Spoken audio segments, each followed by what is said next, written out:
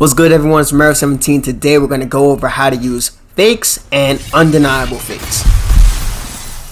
So when it comes to fakes and undeniable fakes, we all know that people generally use fakes to build grapple advantage on the ground. How that works is if your opponent misses a denial, they mistime it. And undeniable fakes are something that's new to most people in the community, but they're something that are 100% intended. I've asked the devs about it. It is an intended mechanic, so I feel safe to make this video. So no crucifying. So from any position, as I'm going over here with Usman and Edwards, from any position that you can transition from, you can hit regular fakes and undeniable fakes. I'm going to go over the basic fake, which is going to be canceling mid-transition with R2. You can also just let go of the left stick as well, but sometimes it's just easier to cancel with R2. The reason why you would like to cancel a transition is that if your opponent mistimes this denial and they go the wrong way, you're going to build grapple advantage during this transition. So as I'm going to do here with Leon Edwards, I'm going to try to deny Usman's transition. I mistimed it. Boom. And the only con to this is that if you're holding R2 for even a second and you flick the left stick too soon, you will end up giving grapple advantage to your opponent because the game might register you trying to deny us an R2 left stick flicking that direction as opposed to trying to cancel your transition. So it's good to flick the left stick first and cancel with R2. When you do it correctly, as you can see here, I'm spazzing out with Usman trying to create space in his guard to try to come over. You know, it didn't happen. Now, one thing, this is a key thing here. People always say, I hear it all the time on streams. You see that little smidge of yellow right there as I am faking and it has all the options there that's popped up? It doesn't matter how small that amount is. That little bit of yellow, if there's even a slight amount, it can be denied, even if you fake it. So if you're faking and your opponent has some god tier reaction time, or they're pre-denying, which is denying preemptively, and if you mistime a pre-denial, you'll also give grapple advantage to your opponent.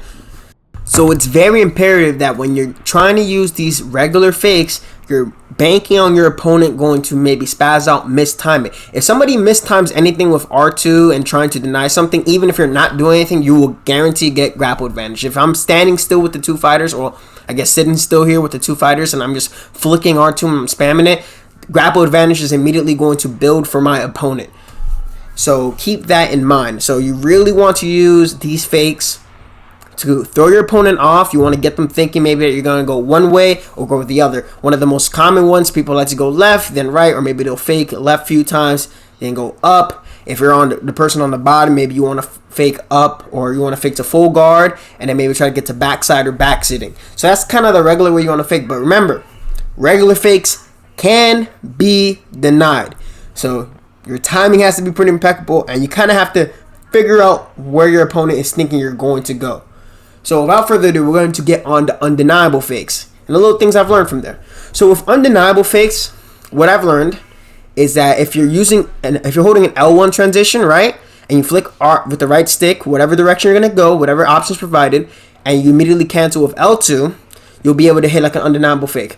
And if you hold L2, based on wherever you are, you can use the L1 to cancel. Now, this is not every single position has this option.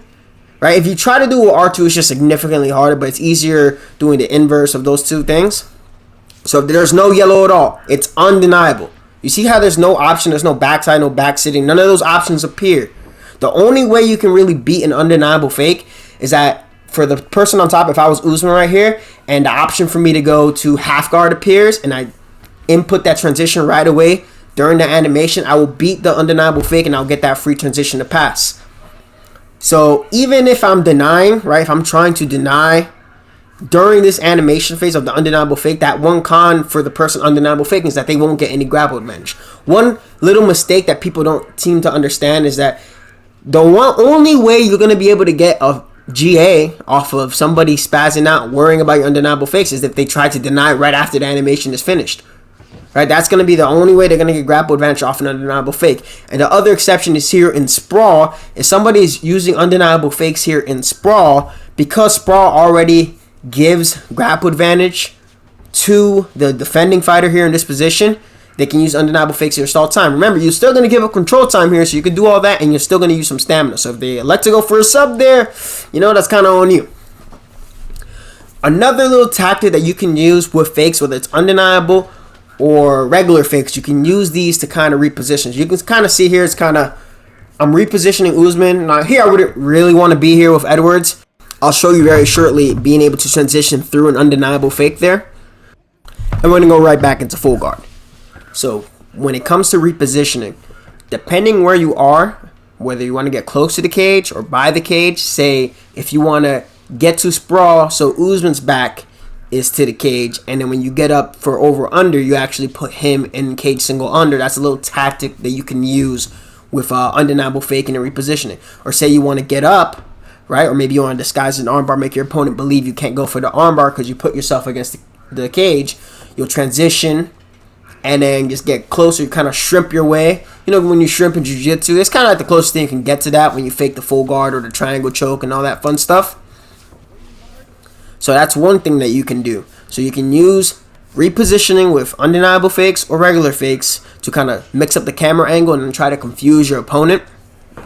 And that's a little shifty trick you can do there. Now, when it comes to building grapple advantage, whether you're the sub or you're the dominant fighter, when you use regular fakes and you fake with grapple advantage built, if your opponent does not fall for it, you will lose the grapple advantage that you have just accumulated.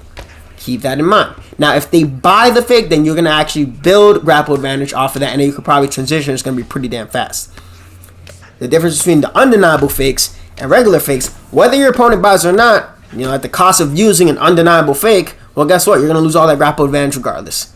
But yeah, this is a basic rundown of how to use regular fakes and undeniable fakes. Hopefully you guys enjoyed this video. This is going to help elevate your game on the ground. Members will get a special type of video on this subject. But to all of my subscribers, I appreciate y'all. Thank you all for being extremely patient. Take care. Enjoy your 4th of July weekend. March 17. I'm out of here.